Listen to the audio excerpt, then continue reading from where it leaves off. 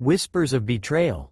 The air inside the dimly lit bedroom was thick with the scent of expensive perfume and deceit. Claire sat at the edge of the bed, her fingers tracing the soft silk of her robe, her mind clouded with guilt and anticipation. The clock on the nightstand glowed 11:45 p.m. 15 minutes before Daniel would arrive. Her husband, Mark, was out of town on a business trip. He had called her earlier that evening, his voice tired but filled with love. "I miss you, Claire," he had said. "I'll be home in 2 days. I can't wait to see you." Guilt twisted in her stomach, but not enough to stop her. Not enough to cancel the text she had sent earlier. "Come over. Same time." Daniel was already on his way. 2 years earlier, Claire and Mark had what others would call the perfect marriage. He was a successful entrepreneur, devoted and loving. She was the graceful, charming wife who hosted dinner parties and smiled for the camera. Their life was picturesque: a grand house, luxury vacations, and whispered laughter over candlelit dinners. But perfection was fragile, and secrets had a way of slipping through the cracks.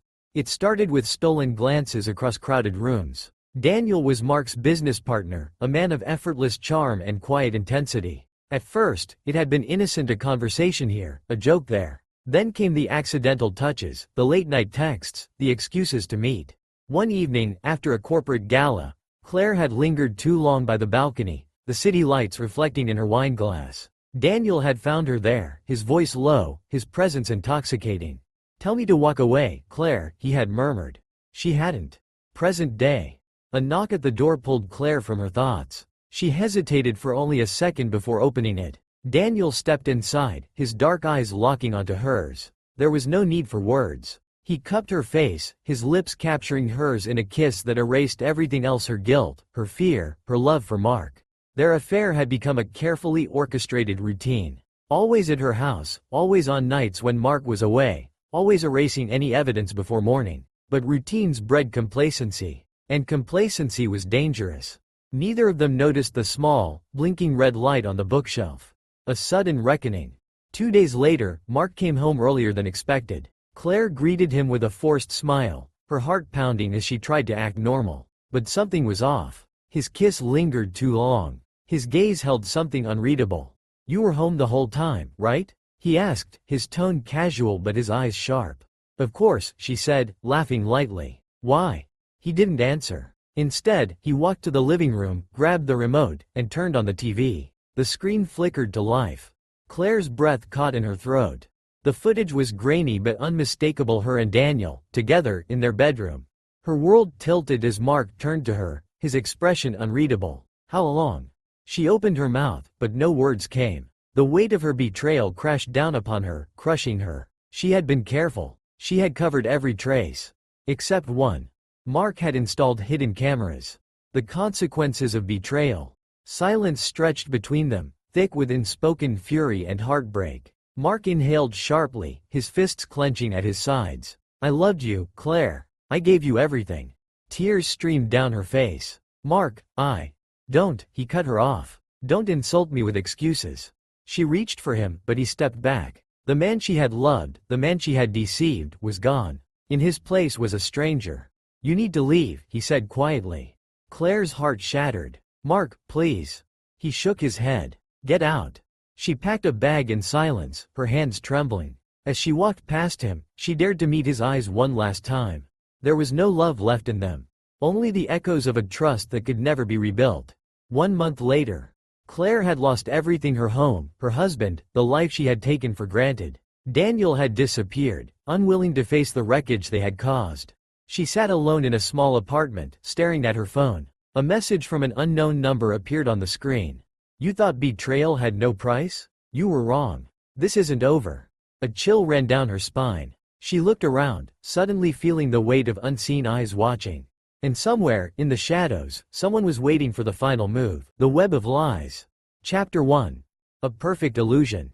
Charlotte Williams had always been the epitome of grace and poise. A successful interior designer, married to the charming and accomplished lawyer, Benjamin Williams, they seemed to have the perfect life. Their home was a spacious estate in the suburbs, their social circle filled with wealthy, influential people. On paper, they were the ideal couple, one that everyone envied. But appearances can be deceiving. Charlotte often wondered when her marriage had started to crack. At first, it was small things, long hours Benjamin spent at work, the late-night phone calls that sometimes went unanswered, the subtle hints of disinterest in her attempts to engage in conversation. She tried to convince herself that it was just the pressures of work, the demands of their busy lives. But deep down, she knew something was off. Their relationship had gone from fiery passion to cold indifference, and she found herself living in a world where loneliness was more frequent than affection. Benjamin, her loving husband of 10 years, seemed to be slipping away from her, bit by bit. Chapter 2. The Stranger's Touch. One night, as Charlotte returned home early from a client meeting, she found Benjamin sitting on the couch in their living room, his head buried in his phone. When he looked up, his eyes were distant, far away, almost unreadable. "Hey, how was your day?" she asked, hoping for some connection, some glimpse of the man she once knew. "Busy. You know how it is," he replied curtly, his eyes flicking back to the screen. Charlotte felt a pang of disappointment but pushed it down. She decided to ignore the sinking feeling in her stomach. Maybe it was just a bad day. They all had them, right? The following evening, Charlotte decided to break away from her routine and go out. She needed a change of scenery, something different to escape the monotony of her marriage. So, she ventured to a trendy bar in the city, something she would never have considered before. It was there that she met him, Alexander. He was everything Benjamin wasn't: spontaneous, charming, and attentive. Alexander had a way of making Charlotte feel seen, making her feel desired in a way Benjamin hadn't in months. It was all so innocent at first: a few casual conversations over drinks, some flirtatious smiles, and before she knew it, their exchanges became more frequent. Charlotte had never thought she would be unfaithful, but Alexander had a magnetic presence that she couldn't resist. He didn't have the cold, distant look Benjamin wore. Instead, he had the warmth she desperately craved. They had kissed. Just once. But it felt like an awakening. Chapter 3. Crossing the Line. After that night, Charlotte found herself unable to forget about Alexander. He would text her, they would talk for hours. She told herself it was harmless, just an escape, something to keep her distracted from her failing marriage. But deep down, she knew she was playing with fire.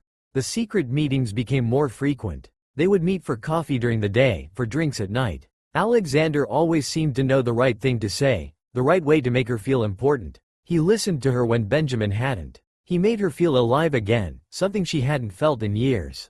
One evening, as the evening rain drummed against the windows of the coffee shop, Alexander took her hand and looked into her eyes. "You know what this is, Charlotte," he said softly, his thumb tracing circles on her palm. "This isn't just some fling. It's real. I want you, and I know you want me." Charlotte's heart raced. She knew it was wrong, but at that moment, she couldn't help herself.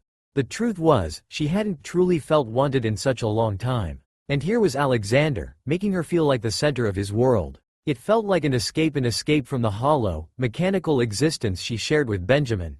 A week later, Charlotte made a choice. She had already crossed the line emotionally, and now, with Alexander, she would cross it physically. One night, they met at her apartment. Benjamin had been working late, as usual, and Charlotte had no intention of waiting around anymore.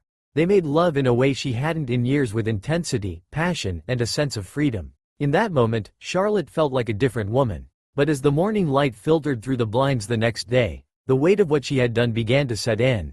Guilt flooded her, but it was quickly pushed aside by the fleeting exhilaration of the night before. She couldn't stop now.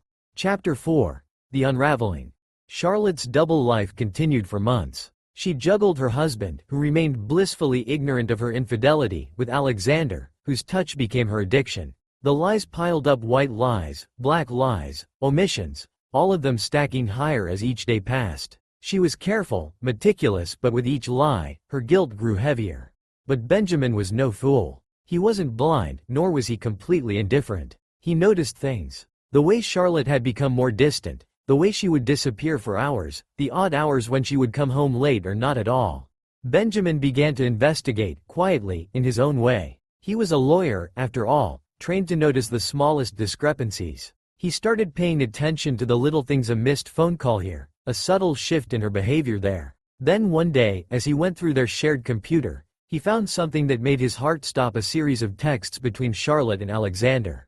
The messages were harmless at first, just friendly banter. But they escalated quickly. And one particular message was damning. "I miss you. I can't wait to see you again. I feel like I'm suffocating without you."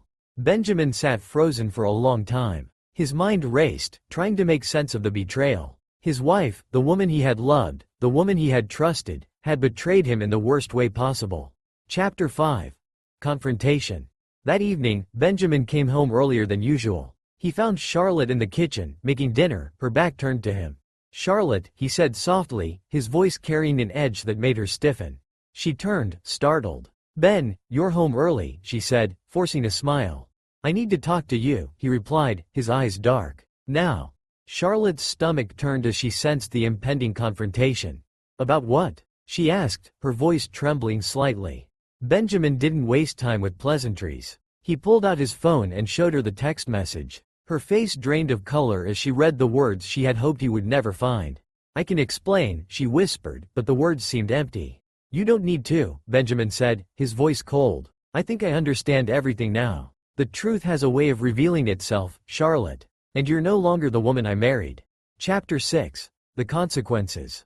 Charlotte was left standing there, her heart racing as Benjamin walked out the door, leaving her alone with her guilt, her shame, and the life she had broken.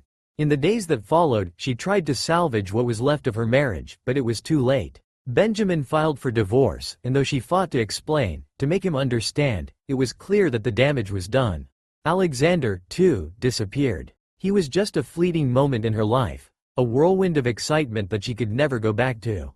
The consequences of her actions were far-reaching. Not only had she lost the love of her life, but she also lost herself in the process.